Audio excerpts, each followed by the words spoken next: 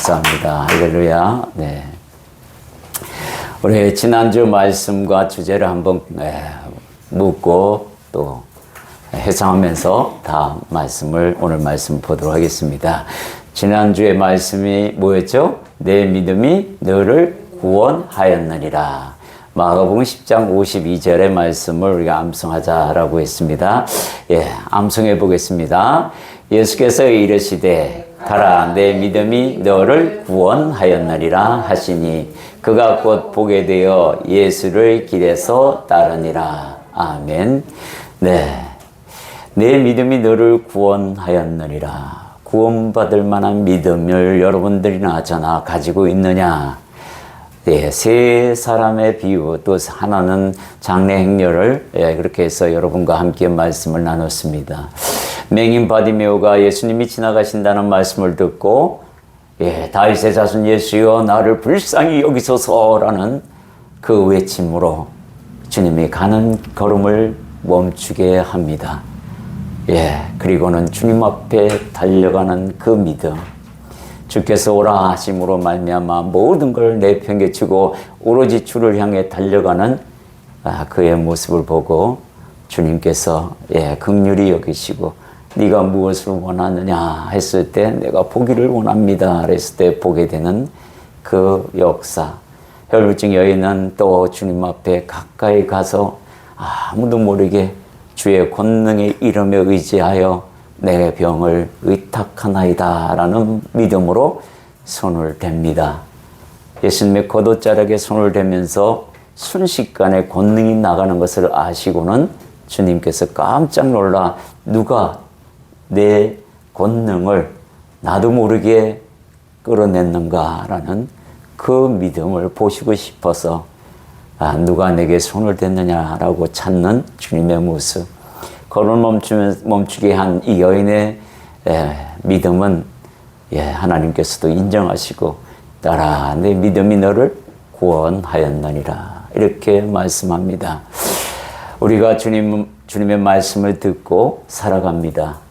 과연 이 두 사람의 예화대로 내가 주님이 내 옆에 지나가신다는 소리를 듣고 달려가는 믿음과 아무도 모르게 주님의 권능에 힘입어 내가 거기에 내 병을, 내 문제를 의탁했을 때 해결해 주시겠다는 그 믿음, 그리고 장래 행렬이 나오면서 예수님의 행렬과 부딪히며 그 슬퍼하는 어미의 모습, 엄마의 슬픔을 장래 행렬에 비유하면서 세상에서 가장 슬픈 사연을 담습니다. 그리고는 그 슬픔이 예수님을 만남으로 말미암아 죽었던 아이가 살아나는 그 기쁨을 회복하는, 그것은 유일하게 생명이 되시는 예수님을 만나야만 된다. 장래 행렬에 잊지 말고 예수님의 행렬에 오십시오라는 그런, 그러니까 예수님의 발걸음을 멈추게 했던 이 세 개의 사건을 두고 우리가 주님 앞에서 내 믿음이 너를 구원하였느니라 라는 그 물음이 우리의 삶 속에서 혹은 나의 삶 속에서 물었을 때 내가 어느 형편에 서 있는가? 아직도 장래 행렬인가? 아니면 진정 예수님의 그 생명의 행렬에 나도 포함이 되어 있는가? 한번 검토하는 귀한 시간 주님께서 주신 걸로 알고 그렇게 우리가 묵상을 해보았습니다. 오늘의 말씀의 주제를 보면 요한복음 11장 26절의 말씀으로 지난주의 말씀과 연이어서 한번 생각해 볼 필요가 있다라는 거죠. 제목은 이것을 네가 믿느냐라는 겁니다. 오늘 이것에 해당하는 그 주제가 무엇인지, 그리고 내가 그것을 믿고 있는지를 한번 검토해 볼 필요가 있다라는 겁니다. 요한복음 11장 26절의 말씀 우리가 한 목소리를 봉독해 봅니다. 무릇 살아서 나를 믿는 자는 영원히 죽지 아니하리니 이것을 네가 믿느냐? 아멘. 네, 이 말씀은 어디서 나오냐면 나사로가 죽었다는 말씀을 듣고 주님께서 그 나사로가 죽은 집으로 향합니다. 집에서 이제 마르다와 만나서 이야기하는 과정 중에 나온 말씀입니다. 네 오라비가 다시 살아날 것이다.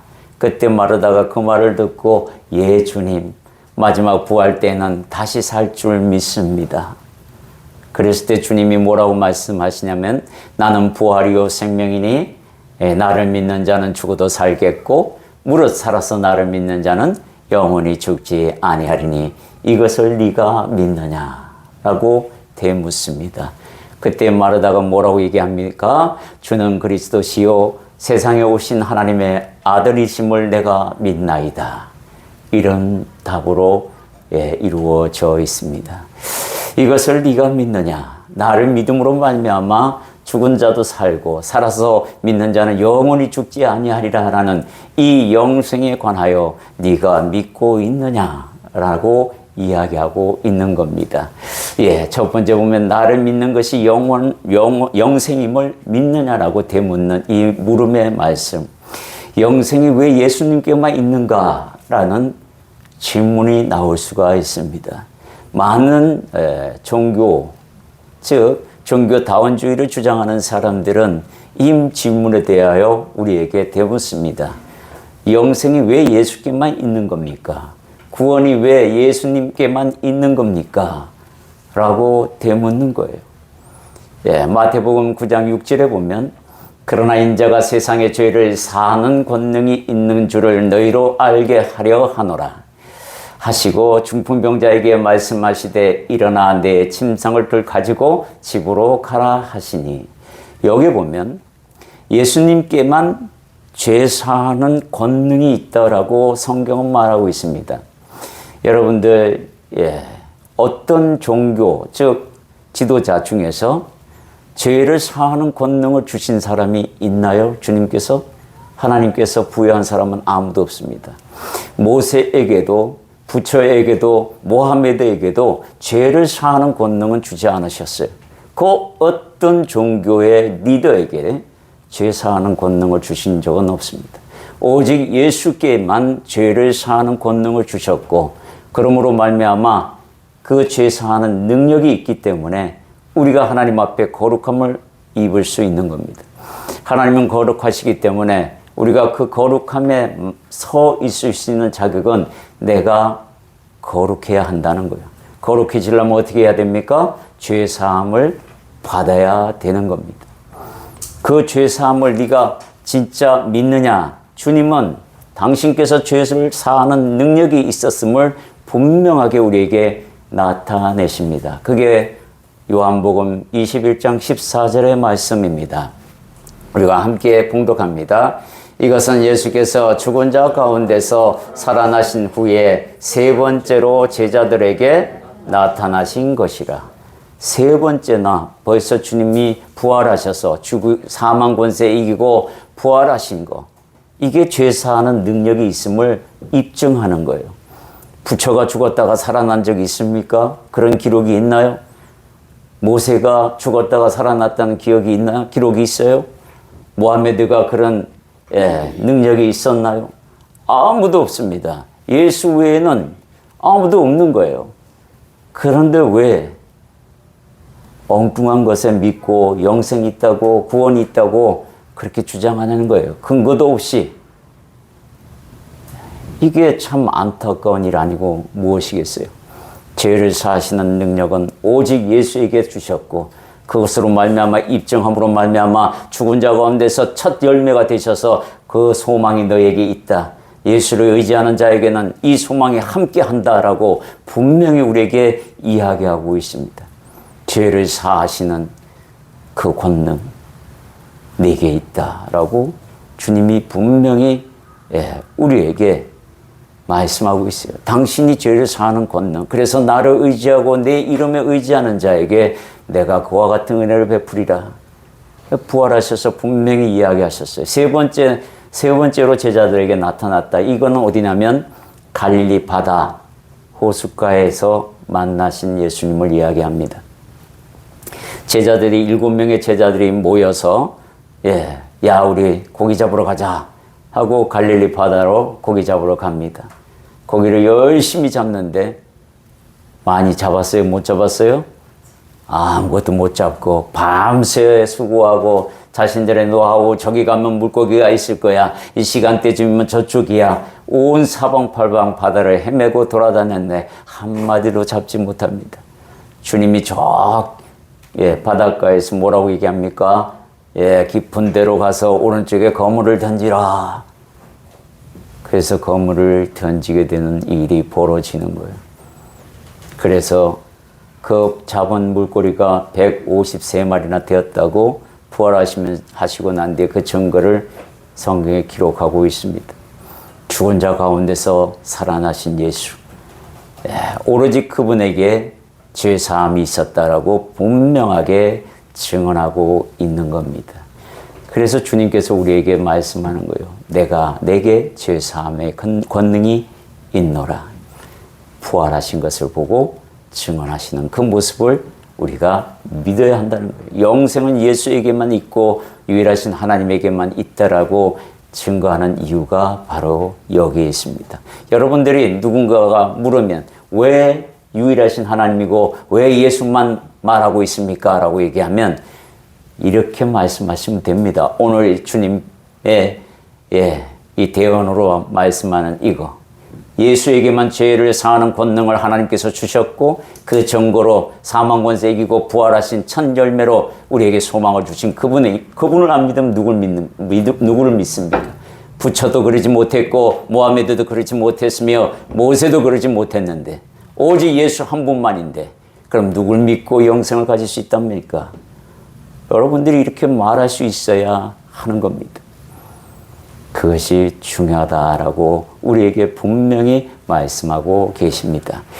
두 번째는 보는 믿음, 보지 못하는 믿음, 그 믿음을 더 값지다라고 주님이 말씀하고 있어요. 요한복음 20장 29절에 우리 말씀 한 목소리로 봉독합니다. 예수께서 이르시되 너는 나를 본고로 믿느냐? 보지 못하고 믿는 자들은 복되도다 하시니라. 누구에게 하신 말씀이죠? 도마에게 하신 말씀이에요. 도마가 말합니다. 11 제자들이 계실 때에 주님께서 나타나셔서 부활하신 모습을 보여줍니다. 그때 하필 도마가 없었어요. 제자들이 말합니다. 예수님이 부활하셨다. 우리 스승님이 부활하셨다. 그리스도께서 부활하셨다. 야야 웃기지 마라. 나는 말이야 그의 못자국 난 그 손에 창자국이 난 그 자국에 손을 만져보고 넣어봐야 알겠다 내가. 그때 도마가 함께 계셨을 때에 주님께서 나타나셔서 이렇게 말씀하는 겁니다. 보지 못하고 믿는 자들은 복되도다. 우리는 보지 못하고 믿는 믿음의 사람들입니다. 그러니 도마보다도 더 복된 사람이라고 확신합니다. 믿습니까? 아멘. 그래요. 우리에게 분명한 메시지를 주시는 책이 그 당시 때는 성경이 없었지만 지금 성경이 예수님 자신이었지만 우리는 이제 이 성경이라는 책을 우리의 손에 뜯고 하나님 살아계심과 예수님이 계시다는 하나님의 아들로 이 땅에 오셔서 우리의 죄를 속량하셨다는 것과 우리를 다시 부활하여 당신의 나라로 이끄신다는 그 소망, 그 믿음을 우리가 과거의 역사를 가지고 확실하게 믿습니다. 주님께서 더디 믿는 자를 향하여 이렇게 말씀합니다. 누가복음 24장 25절 45절에 보면 이르시되 미련하고 선지자들이 말한 모든 것을 마음에 더디 믿는 자들이여. 예수를 믿지 못하겠다 하는 이유가 뭐예요? 주님은 이렇게 말합니다. 미련하다고. 미련한 놈이라고 이야기하는 거예요. 왜? 역사가 이야기하고 있고 2024년도라는 이 역사가 하나님께서 예수를 기준으로 만든 역사를 믿지 못하면 대체 넌 뭘 믿느냐라는 거예요. 세계 모든 나라가 공인하고 있는 이 날짜마저도 하나님께서 하셨는데 이걸 안 믿으면 뭘 믿는다는 겁니까? 이거 하나만 봐도 예수가 실존하는 인물이고 부활하신 인물이고 죄를 사하시는 권능이 거기에 있었다라는 것을 알게 하는데 뭐가 그렇게 네 마음을 복잡하게 만드느냐. 이 더디 믿는 자들을 주님께서 미련하다고 이야기합니다. 미련한 자에 속해 있으면 안 돼요. 불을 다 켜놓고 어둡다 그러면 그 사람이 미친 사람이지. 그게 정상입니까? 그렇지 않나요? 불이 안 들어왔으면 몰라도. 다 들어와 있고 햇빛이 대낮처럼 비치고 있는데 어둡다 그러면 그게 맹인이지 뭡니까? 예, 눈을 뜨라는 거예요. 영의 눈을 떠라. 분명히 말씀한 거예요.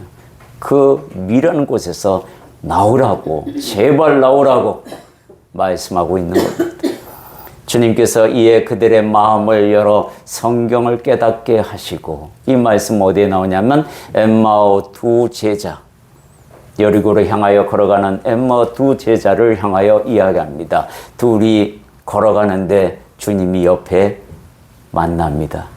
무슨 일이 있었길래 그렇게 근심하느냐 그랬더니 이 사람아, 예루살렘에서 일어날 일을 모르냐 하면서 예수님이 십자가에 못 박혀 죽은 이야기들을 쭉 해댑니다. 그러면서 주님이 또 그걸 듣고는 당신에 대한 구약의 이야기들을 쭉 말씀을 듣게 합니다. 그러고는 식사하러 어느 집에 들어가서 식사하려고 하는데 갑자기 예수님이 사라집니다. 그때서야 엠마 두 제자가 깜짝 놀라서 우리가 예수님을 보았구나라는 걸 깨닫고 되돌아갑니다. 그러면서 하는 말이 그들이 주님과 이야기할 때 마음이 뜨거워짐을 느꼈다라고 이야기합니다. 그때 성경을 깨닫게 하신 주님이 보이는 겁니다. 여러분들이 예수님을 만나면 미련한 자가 되지 아니하기 때문에 성경이 열리게 됩니다. 그래서 여러분들이 성경을 읽으면 깨닫게 되는 거예요. 그것은 성령님이 하시기 때문에 깨달아지는 겁니다. 여러분들이 10개를 읽었는데 1개밖에 깨닫지 못했습니다. 그게 중요한 겁니다. 모든 운동이 하나로부터 시작합니다. 팔굽혀펴기를 100개를 하루에 100개를 한다 그러면 1개를 시작하면 할 줄 알면 되는 겁니다. 성경도 주님께서 한 구절 한 구절 이제 읽을 때마다 깨닫게 해주시는 그 역사를 경험할 때에 하나님의 말씀이 송이꿀보다 더 달달하는 그것을 여러분들이 체험할 것입니다. 그게 하나님께서 마음문을 열어 성경을 깨닫게 한다는 증거입니다. 여러분들이 성경을 완독 올립니다. 그죠? 이유는 뭐예요? 그것을 읽고 깨달으는 겁니다. 목표를 달성하는 데 두지 말고 읽고 깨닫는 데 두시면 되는 겁니다. 여기 젊은 학생들 있고 청년들도 있습니다. 지혜를 구하고 싶습니까? 성경 보셔야 해요. 성경을 멀리 해가지고는 지혜가 생기지 않습니다. 어떤 지혜도 생기지 않습니다. 생겼다 그러면 그거는 하나님의 온전한 자녀가 아님에도 불구하고 생기는 거예요.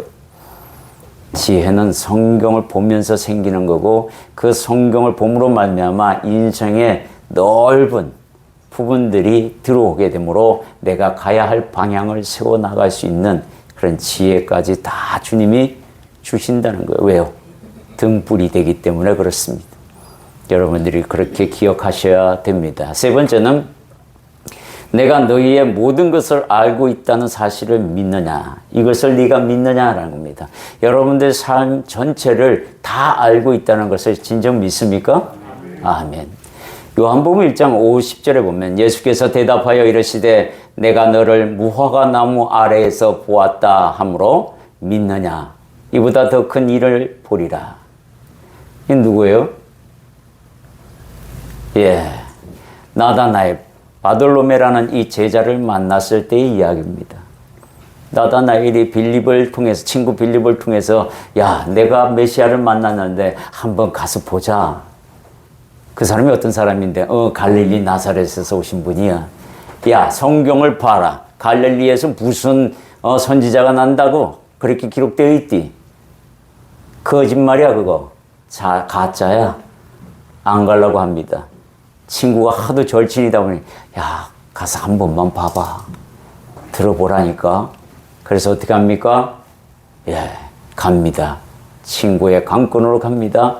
예수님이 딱 그와 눈이 마주칩니다. 나다나엘을 보자마자 저는 참으로 이스라엘 백성이로다. 그의 마음에 간사한 것이 하나도 없도다.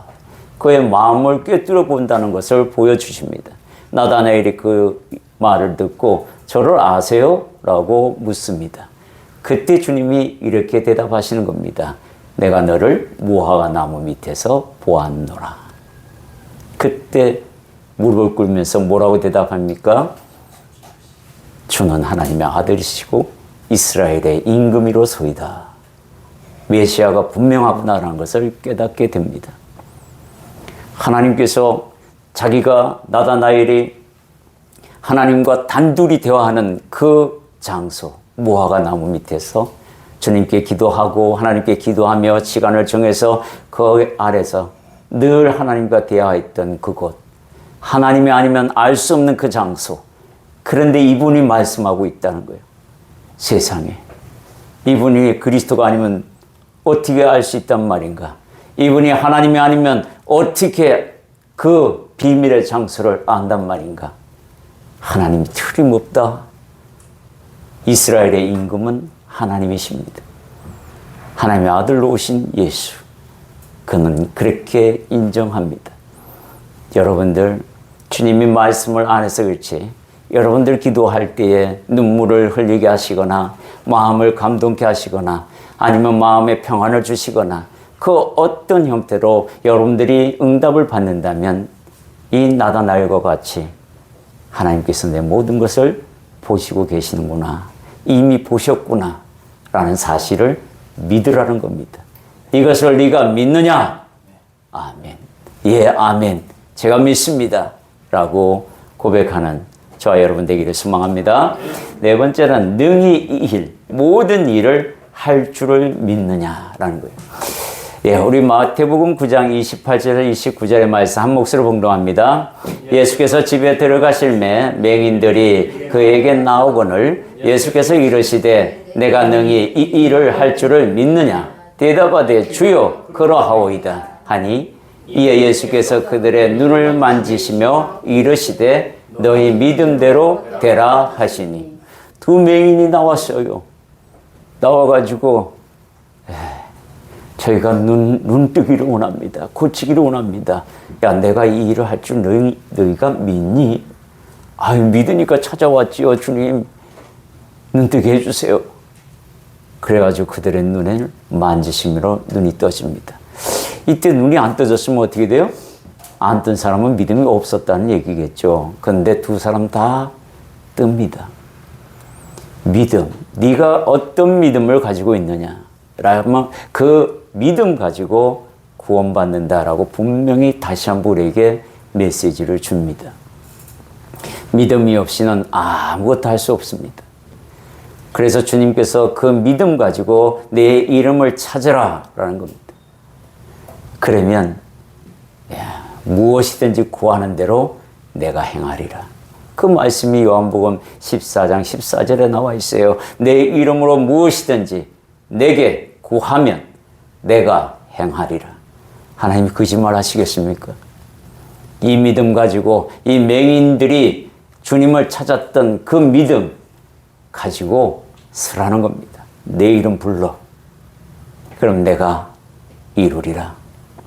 주님이 분명히 우리에게 그렇게 말씀하고 계십니다. 다섯 번째는 주님께서 무엇을 원하는지 아는 믿음입니다. 이 믿음은 두 가지로 나누어집니다. 첫 번째는 우리가 원하는 것을 알고 계신다라는 믿음. 방금 말씀하셨어요. 무엇이든지 우리 다 행할 줄 아는 믿음, 그리고 우리의 마음을 또 우리가 원하는 것, 마음뿐만 아니라 원하는 것까지 다 알고 계신다라는 그 믿음. 얼마나 중요합니까? 이걸 알아야 기도가 되는 거 아니겠어요? 마가복음 1장 40에서 41절 한 목소리로 봉독합니다. 한 나병 환자가 예수께 와서 꿇어 엎드려 간구하여 이르되 원하시면 저를 깨끗하게 하실 수 있나이다. 예수께서 불쌍히 여기사 손을 내밀어 그에게 대시며 이르시되 내가 원하노니 깨끗함을 받으라 하시니. 주님이 원하신대요. 불쌍히 여기시는 주님의 마음이 그렇게 만드신다고 분명히 이야기합니다. 이 땅에 살아가면서 주님이 보시기에 불쌍히 여기지 않는 인생이 과연 있을까? 저는 없다고 생각합니다. 다 죄인이기 때문에 의인이라고 칭함받는 그 자신도, 그자 자신도 죄인의 길에서 벗어나지 못하는 인생을 살아간다고 분명히 성경은 이야기합니다. 그래서 하나님께서 우리에게 너 의롭다 하고 칭의를 해주는 것이지 완전히 변화되는 그런 모습은 아니라는 것이죠. 네가 아직 죄인임에도 불구하고 내가 의롭다고 칭하마라는 약속이 이루어지는 겁니다. 그렇기 때문에 우리는 다 불쌍히 여김을 받는 하나님의 은혜 안에 있음을 믿습니다. 내가 원하노니 깨끗함을 받으라. 이 말씀 안에는요, 나병이 걸려서요 괴로워하는 그 심령을 보셨다라는 겁니다. 여기서 불쌍히 여긴다라는 말이 어떤 말씀인지 아시죠? 나병 환자의 모습을 보고 주께서 원하시면 저를 깨끗게 하실 수 있나이다 라는 이 말은 주님 앞에 납작 엎드려 세상의 어떤 방법도 하나님 나를 깨끗게 할 수는 없습니다. 오로지 당신만이 원하시면 그 일이 이루어질 줄 내가 믿나이다. 그때 주님의 불쌍히 여겼다라는 거예요. 그 무릎을 꿇고 간절히 구하는 그 심령을 보고 불쌍히 여겼다는 얘기는 이게 히브리어로 그냥 불쌍히라는 개념이 아니라 하나님께서 이 육신의 몸을 가지신 예수님께서 이 창자가 비틀릴 것만큼 심장이 쿵 하고 떨어질 만큼 그렇게 아파하시면서 그 나병 환자를 보셨다라는 거예요. 그리고 그에게 간절히 원하는 주님이 원하시잖아요. 그 원하시는 마음에 내가 마음을 얹습니다. 주님이 뭐예요? 내가 원한다. 시원한 답해 줍니다. 그때 그 나병 환자는 어땠습니까? 그 내가 원하노니 라는 말씀 들을 때 다 치료됐을 것 같아요. 일단 마음이 치료됐다고 난 생각합니다. 그때 나병이 떠납니다. 우리는 주님을 사랑하고 주님의 사랑이 우리에게 이렇게 오는데 그 하나님이 불쌍히 여기는 그 사랑은 정말 어떤 사랑인지, 내가 과연 내 창조가 비틀어져 가면서 내가 죄를 졌을 때에 그런 회개를 하면서 하나님을 사랑하고 있는지, 하나님 예수님처럼 나를 그렇게 불쌍히 여기시는데 나는 주님 앞에서 그런 모습을 띠고 있는 나 자신에 대하여 그렇게 내 실수에 대해서, 내가 죄를 범한 것에 대해서 하나님 앞에 그렇게 창자가 비틀려가면서 괴로워했던 그런 것은 있는지 우리가 한번은 생각해 볼 필요가 있다라는 겁니다. 우리가 주님께서 무엇을 원하는지 아는 믿음입니다. 주님이 무엇을 원하는지 아는 그 믿음, 지금까지 이어왔던 그 믿음이죠. 그러나 우리가 주님이 무엇을 원하는지를 알아볼 필요가 있다는 겁니다. 주님은 우리에 대해서 다 안다고 지금까지 그걸 믿어왔어요. 근데 이제 우리가 주님이 무엇을 원하는지 아는 믿음이 한 발짝 앞서가는 믿음이 될 수 있다는 겁니다. 첫 번째는 뭐냐면 의인이 아닌 죄인을 부르러 오신 것을 믿는 믿음입니다. 내가 죄인이라는 것을 깨닫는 것이 굉장히 중요한 겁니다. 누가복음 5장 32절 함께 있습니다. 내가 의인을 부르러 온 것이 아니요 죄인을 불러 회개시키러 왔노라 라고 말씀합니다. 인생을 불쌍히 여기시는 주님의 마음을 아는 믿음, 하나님께서 우리에게 그렇게 말씀하고 있어요. 하나님 앞에서 자기가 죄인이라는 사실을 모르는 사람들이 너무 많습니다. 얼마나 많은지 몰라요. 양육을 하다 보면요 그렇습니다. 내가 죄인인지조차도 몰라요. 내가 왜 죄인입니까? 난 지금까지 살인도 강도도 도둑질도 하지 않았는데 왜 나보고 죄인이라고 하는 겁니까? 내 삶은 평안하기 그지 없습니다. 풍족하기 그지 없어요. 뭐 아무것도 믿지 않아도 난 사는데 지장 없습니다 라는 사람들 꽤 많습니다. 그런데 주님께서요 우리에게 이렇게 말씀하셔요. 뭐라고 얘기하시냐면 주님께서 우리에게 부모를 몰라보는 죄는 선행으로 이루어질 수 없습니다. 다른 종교들은 선행으로 모든 죄를 갚으면서 일어설 수 있고 선행함으로 말미암아 구원받을 수 있다라고 얘기하는데, 부모를 모르는 자식은 아무리 선행을 이룬다 그래도 그 죄에서 벗어날 수가 없어요. 그 죄를 벗어나려면 어떻게 해야 합니까? 알아봐야죠, 부모를. 그리고 그 부모의 은혜를 알아보고 그 은혜 앞에서 무릎을 꿇고 감사로 나가는 것이 참된 자녀입니다. 근데 부모를 모르는 상태에서 선행을 아무리 한다 그래도 구원받을 수 있을까요? 마찬가지예요. 하나님을 모르는 인생이 선행해가지고 무슨 구원을 받을 수 있다는 겁니까? 하나님을 모르는 죄는 영원히 떠나지 않는데. 그렇지 않나요? 그래서 하나님을 알아보는 것이 얼마나 중요한지 우리에게 이야기하고 있는 거예요. 창조주를 모른다. 창조주를 모르는 피조물, 하나님이 원하지 않습니다. 그래서 그 믿음이 얼마나 중요한지 우리에게 이야기하고 있어요. 베드로가 누가복음 5장 8절에 보면 이런 말씀을 합니다. 시몬 베드로가 이를 보고 예수의 무릎 아래 엎드려 이르되 주여 나를 떠나소서 나는 죄인이로소이다 하니. 베드로가 왜 이런 고백을 했을까라는 겁니다. 여러분, 베드로가 왜 이런 고백을 했을까요? 베드로는 자신이 죄인이라는 것을 늘 하나님 앞에서 고백하고 살았던 인물이라고 생각합니다. 그가 동생 안드레로부터 처음 예수를 만나 그의 가르침을 받은 사건이 있습니다. 그 사건이 요한복음 1장 40절에서 41절에 나와 있는 말씀이에요. 요한의 말을 듣고 예수를 따르는 두 사람 중에 하나는 시몬 베드로와 베드로의 형제 안드레라. 그가 먼저 자기의 형제 시몬을 찾아 말하되 우리가 메시아를 만났다 하고, 메시아는 번역하면 그리스도라. 데리고 예수께로 오니 예수께서 보시고 이르시되 네가 요한의 아들 시몬이니 장차 게바라 하리라 하시니라. 게바는 번역하면 베드로라. 이렇게 주님께서 말씀하는 거예요. 왜 죄인이라고 고백했을까? 주님께서 이 베드로의 직장, 즉 갈릴리 바다 호수에서 어부로서 일하는 그곳에 나타나셨어요. 나타나기 전에 이 안드레, 베드로의 동생 안드레가 예수님께 데리고 가서 메시아를 만났다고 해서 말씀을 들어보니 그분이 메시아인 것을 분명히 알게 됐다라는 거예요. 이 깨달음으로 가지고 돌아왔는데, 베드로가 한참 일을 열심히 하는데 고기를 한마디로 잡지 못합니다. 근데 주님께서 말씀하셔서 깊은 데로 가서 오른쪽 그물을 내려라 했을 때 엄청난 양의 물고기를 잡아서 그물이 찢어지는 현상을 보고 달려나와 주여 나는 죄인으로소이다. 나를 떠나소서. 이렇게 말합니다.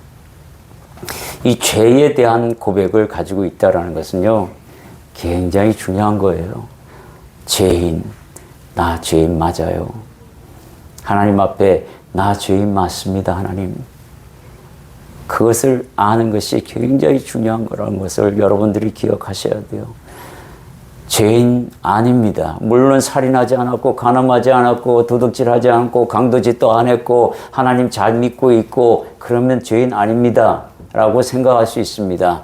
그러나 자세히 뒤져보면요, 생각으로 짓는 죄, 형제들 욕하고 험담한 죄 하나하나 따져보면 믿음으로 행하지 않는 것 죄입니다. 선을 알고도 행하지 않는 것 죄입니다. 네가 죽지 않는다면 넌 죄인이 아니야. 그렇지만 네가 죽는다 그러면 죄의 삭신 사망이 왕노릇하는 인생이 죄인 아니고 무엇이겠냐. 사망이 증거로 이야기하고 있어요.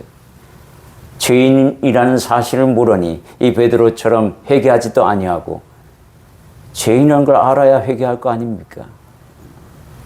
이 사건들을 보고 하나님 앞에 무릎 꿇고 그래요 주님 나는 죄인 맞습니다 라고 그렇게 고백할 수 있는 믿음이 되어야 한다라고 이야기합니다.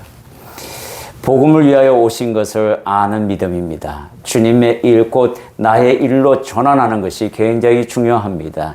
이것이 마가복음 1장 38절에 보겠습니다. 마가복음 1장 38절 함께 있습니다. 이르시되 우리가 다른 가까운 마을들로 가자. 거기서도 전도하리니 내가 이를 위하여 왔노라. 아멘. 주님이 어떻게 무엇 때문에 오셨어요? 전도하러 오셨어요. 이걸 알아야 되는 겁니다. 이게 굉장히 중요한 겁니다. 오늘 예배 끝나고 식사하고 난 뒤에 차 한잔 마시고 전도제 지난번에 작업한 거 한번 나눠드리려고 합니다. 이 전도제 부족한 거 상당히 많습니다. 이 전도제 하나로 올 거라고는 믿어지지 않지만 그래도 이 전도제 하나로 교회 갈매비 행복교회가 여기 있다는 것을 알릴 수 있는 귀한 전단지라고 생각이 듭니다. 교회를 인도하는 거, 여러분들이 전도하실 때에 중요한 것이 있습니다. 교회로만 가십시오. 그러면 요즘 이단들이 너무 많아요. 그래서 참된 교회를 인도하는 것이 중요한 겁니다. 교회로 가라고 하면 교회 간판만 보고 다 가는 사람들 굉장히 문제 많아요. 그렇게 되면 크게 잘못 인도하게 될 수 있습니다. 그러기 위해서는 여러분들이 교회로 인도하되 예수 그리스도를 온전히 믿고 건강한 교회로 인도하셔야 되는 겁니다. 이단들에 대해서는 여러분들이 이야기해 줘야 돼요. 이단을 멀리 하라고. 전도하실 때도 이렇게 생각하셔야 됩니다. 함께 해야 되는 거예요. 전도는 하나님이 가장 원하시는 일이기에 우리가 그것을 해야 합니다. 가정에서부터 시작해서 말입니다. 정리해 드리겠습니다. 이것을 네가 믿느냐라는 말씀으로 오늘 묵상을 했습니다. 첫 번째는 예수님을 믿는 것이 영생임을 믿느냐, 죄사함이 예수님께만 주어진 사실을 설명하고 그 증거로 부활하셨다, 사망 권세 이겼다, 죄의 삭신, 사망 권세 이기고 부활하신 예수님 오로지 한 분밖에 없습니다 라고 분명히 여러분이 이제는 정착되었고 이제 뿌리를 내리신 줄 믿습니다. 두 번째는 나의 존재를 믿느냐라는 거예요. 주님의 존재 자체를 믿느냐는 겁니다. 역사가 이야기하고 있습니다.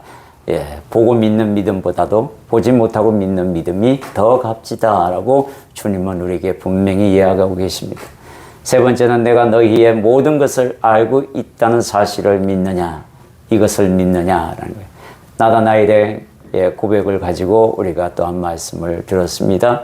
네 번째는 능히 이 일, 모든 일을 할 줄 믿느냐. 그렇기 때문에 우리가 기도한다고 예수님의 이름에 의지해서 기도하는 것들이 다 주님께서 행하리겠다고 말씀합니다. 다섯 번째는 주님께서 무엇을 원하는지 아는 믿음이다라는 거예요. 의인이 아닌 죄인을 부르러 오신 것, 그리고 복음을 위하여 오신 그 일들에 대하여 우리가 믿고 나아갑니다라는 고백을 했습니다. 오늘 여러분들이 결단하면서 나아가기를 소망합니다. 이것을 네가 믿느냐라는 주님의 말씀, 음성을 듣기를 소망합니다. 오늘 그 음성을 듣고 여러분들이 혹여 이 말씀을 들은 것 중에서 하나라도 내게 부족함이 있다면 하나님, 내가 그 부족함을 딛고 일어설 수 있게 나를 도와달라고, 그리고 내가 그렇게 하겠다고 주님이 가르치신 대로 내가 결단하겠다고 잠시 기도하겠습니다. 사랑의 주님 감사드립니다. 하나님, 오늘 이것을 네가 믿느냐 라고 마르다에게 말씀하셨지만 그것이 오늘 우리 각자에게 주신 물음이라고 생각이 듭니다. 그래요, 하나님. 내가 예수님을 믿는 것이 영생이심을 내가 믿나이다. 주님의 존재를 내가 확실히 믿나이다. 성경이 말씀하고 있고 역사가 말씀하고 있사오니 보지 못하고 믿는 믿음이 값지다 하셨사오니 오늘 내가 하나님 이 성경의 말씀대로 나아가기를 소망하나이다. 내가 너희의 모든 것, 내가 너의 모든 것을 알고 있다는 사실도 믿느냐? 내가 이것을 믿나이다.